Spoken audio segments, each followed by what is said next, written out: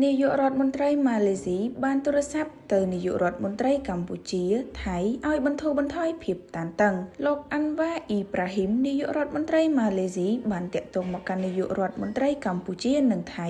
ដើម្បីពិភាក្សាពីការផ្ទុះអាវុធដែលកើតឡើងនៅតំបន់ព្រំដែននៃប្រទេសទាំងពីរនៅលើបណ្ដាញសង្គម Facebook នៅថ្ងៃពុធ10ធ្នូនេះ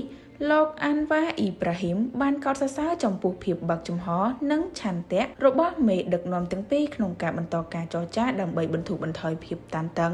និងជៀសវាងការយល់ខុសដែលអាចធ្វើឲ្យស្ថានភាពកាន់តែអាក្រក់ឡើងលោកបន្តថាខណៈពេលដែលមិនទាន់មានដំណោះស្រាយច្បាស់លាស់នៅឡើយ